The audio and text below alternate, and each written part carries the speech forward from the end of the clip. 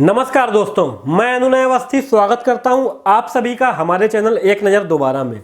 तो दोस्तों, दिवाली आ गई है और पटाखे बैन हो गए हैं। हालांकि ये कोई नई चीज़ नहीं है, ये सालों से होता चला आ रहा है।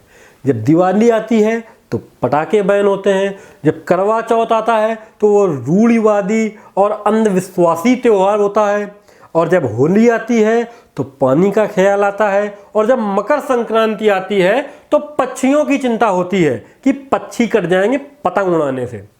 जबकि जब बकरीद आती है तो बकरे कटते हैं और उससे कोई दिक्कत नहीं होती। बकरीद में बकरों के खून से ज़्यादा होली में पानी की दिक्कत होती है। और करवा चौथ में एक दिन का व्रत रखना पुरानी सोच का बोला जाता है, और वही जब रमजान आता है तो एक महीने के व्रत में वही लोग ट्वीट करते हैं कि फीस्टिंग की फास्टिंग। तो दोस्तों, हम बात कर रहे थे पटाखे बैन होने की। आपको पता होगा कि अभी कुछ समय पहले चाइनीज प्रोडक्ट्स का बहिष्कार करने की एक मुहिम चलाई गई थी, टिकटॉक को बैन किया गया था। तो कुछ लोग आकर के बोल रहे थे कि 4 दिन चाइनीज प्रोडक्ट्स का बैन करने से क्या कर लोगे, बाद में फिर सब लोग वही खरीदेंगे। तो आप ये बताइए कि 2 दिन पटाखे बैन करने से आप कितना प्रदूषण कंट्रोल कर लेंगे। अगर कुछ दिनों के किसी भी चीज को बैन करने से कोई फर्क नहीं पड़ता है तो पटाखों को सिर्फ दिवाली में क्यों बैन किया जा रहा है। पटाखे न्यू ईयर में भी छुड़ाए जाते हैं, पटाखे क्रिसमस में भी छुड़ाए जाते हैं, पटाखे किसी बड़े सेलिब्रिटीज की मैरिज पार्टी या किसी बड़े बड़े इवेंट्स में भी छुड़ाए जाते हैं। पटाखे तब भी छुड़ाए जाते हैं जब दिल्ली के अंदर कोई सरकार चुनाव जीतती है। लेकिन पटाखे कब बैन होते हैं? दीपावली में। तो दोस्तों, अगर ये एक सेक्युलर कंट्री है, हम एक सेक्युलर कंट्री में रह रहे हैं, तो सेक्युलरिज्म का निष्पक्ष होकर के क्यों नहीं पालन किया जाता है? क्यों एक धर्म को टारगेट करके एक ही धर्म के तिथि त्योहारों में दिक्कत नजर आती है?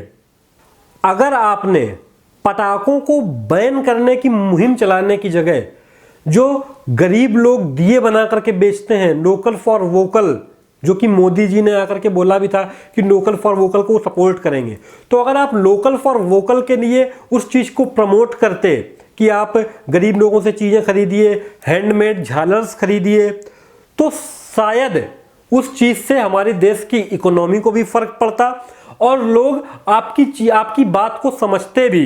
अगर उस चीज के लिए एक अपील की जाती कि आप पटाखे कम छुड़ाएं, लेकिन आपने क्या किया, एक ऑर्डर मार दिया कि पटाखे बैन, 1 लाख रुपए जुर्माना। इस चीज से कोई फर्क नहीं पड़ेगा किसी को। अगर आपने पटाखे बैन करने की जगह वही ई ट्रांसपोर्टेशन चलाने की सोची होती तो उससे जॉब्स भी बढ़ती, लोगों को रोजगार मिलता, प्रदूषण भी कम होता। क्योंकि आप भी जानते हैं कि प्रदूषण का मुख्य कारण पटाखे नहीं, दिल्ली में चलने वाली गाड़ियां हैं। तो ई ट्रांसपोर्टेशन का सपोर्ट करना चाहिए था। अब किसी चीज का सपोर्ट और अपोज क्यों किया जाए? पटाखे बैन करने से पैसा जो आ रहा है जेब में, आप पटाखे बैन करने पे आपने 1 लाख रुपए का जुर्माना रखा है। आप अच्छी तरह से जानते हैं कि दीपावली हमारा कितना पवित्र त्यौहार है। लोग आपके इस ऑर्डर को नहीं मानेंगे, पटाखे छुड़ाएंगे ही छुड़ाएंगे। तो जब वो छुड़ाएंगे तो आपकी जेब में 1 लाख रुपए जुर्माना आएगा। पटाखे बन रहे हैं, आपने पटाखों को बनाने में बैन किया नहीं है, तो जब पटाखे बनेंगे तो उससे भी आपके पास टैक्स आएगा, आपकी जेब में पैसा आएगा। तो ये सारा खेल पैसों का है। जबकि अगर आपने थोड़ा सा भी दिमाग लगाया होता तो पैसा आप ई ट्रांसपोर्टेशन से भी कमा सकते थे, बट वहां पर आपको इन्वेस्ट करना पड़ता। पहले आप वहां पर इन्वेस्ट करते तो अच्छा खासा पैसा कमा सकते थे, लेकिन नहीं। आपको क्या करना है कि प्रदूषण को कम करने के नाम पर एक ही धर्म के, एक त्योहार के लोगों की सोच के साथ खिलवाड़ करना है। अगर आपने 2 दिन पटाखे बैन करने की जगह 365 दिन पेड़ लगाने की मुहिम चलाई होती तो आज आपको ये दिन देखना ही ना पड़ता। आप खुद देखिए, मैं अपने व्यूअर्स से भी ये कहना चाहूंगा कि आप खुद देखिए कि आपके आसपास पड़ोस में कितने घर में आपके कितने पेड़ पौधे लगे हुए हैं। आपको खुद पता चलेगा कि क्यों पर्यावरण इतना प्रदूषित हो रहा है। पटाखों को छुड़ाने से उतना प्रदूषण नहीं फैलता है, प्रदूषण जिन चीज़ों से फैलता है उन्हें आप रोकने की कोशिश कीजिए, पेड़ लगाइए, ई ट्रांसपोर्टेशन चलाइए, उससे लोगों को रोजगार भी मिलेगा। अब हमने बात कर ही नहीं है पेड़ पौधों की, तो एक दिन के लिए याद आता है, जैसे एक दिन के लिए याद आता है दिवाली में पटाखों को बैन करना, उसी तरह से एक दिन में पेड़ लगाने की मुहिम चलाई जाती है पर्यावरण दिवस में। यह आप पूरे साल करिए। आप यहां तक कि एक जुर्माना भी लगा सकते हैं कि एक घर के सामने एक पेड़ होना ही चाहिए, अगर नहीं होगा तो उसको ये चार्ज लगेगा।